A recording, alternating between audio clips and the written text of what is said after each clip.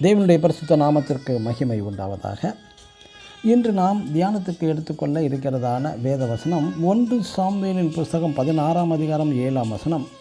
மனுஷன் முகத்தை பார்ப்பான், கர்த்தரோ இருதயத்தை பார்க்கிறார். ஆமென். நாம் இந்த உலகில் வாழ்கின்ற நன்மை செய்கின்ற நபர்களை, நல்ல நல்ல மனிதர்களை பாராட்டி கனப்படுத்துவது ஒரு இயற்கையான காரியம்தான்.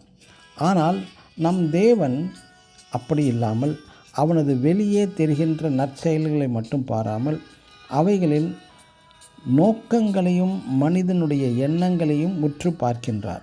உலக வழக்கத்தின்படியே நற்செயல்கள் நன்மை செய்பவர்கள் உண்மையிலே நல்லவர்களாகத்தான் இருப்பார்கள். இதற்கு பரிசுத்த வேதத்திலிருந்து அநேக உதாரணங்கள் ஒரு சிலவற்றை பார்க்கலாம். காயின் ஆபேல் இருவருமே தேவனுக்கென்று பலி செலுத்த வந்தவர்கள்தான். இங்கே ஆபேல் தூய்மையான சுத்த இருதயத்தோடு பலி செலுத்த வந்தான்.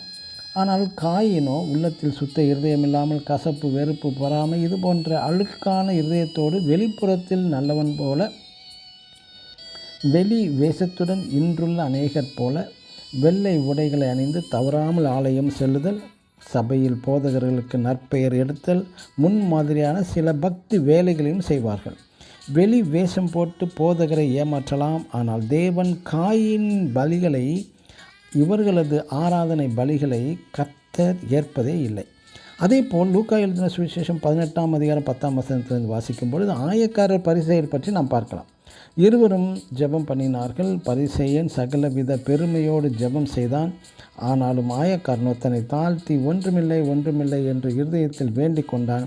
இங்கேயும் ஆயக்காரன் ஜெபம் ஏற்றுக்கொள்ளப்பட்டு நீதிமானாக வீடு திரும்புகிறார்.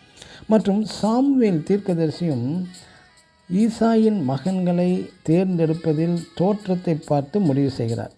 சாமுவேல் தீர்க்கதரிசியிடம் கர்த்தர் சொன்ன வார்த்தையே இந்த வசனம், மனுஷன் பார்க்கிறபடி பாரேன் என்கிறார். இயேசுவும் மலைப்பிரசங்கத்தில் இருதயத்தில் சுத்தமுள்ளவர்கள் பாக்கியவான்கள் என்று ஒரு விசேஷ கூட்டத்தாரை தம்மோடே சேர்த்து கொள்கிறார். எனக்கு அன்பான சகோதர சகோதரிகளை, மேலே குறிப்பிடப்பட்டுள்ள இருவிதமான கூட்டத்தார் உண்டு. மாய்மால வெளித்தோற்றம் உடையவர்களை தேவன் வெறுக்கிறார். வெளித்தோற்றத்தின்படி நல்ல விசுவாசிகள், நல்ல ஊழியர்களாய் இராமல் தேவன் விரும்பும் சுத்த இருதயம் உள்ளவர்களாய் நாம் ஜீவிப்போமாக. ஆமென்.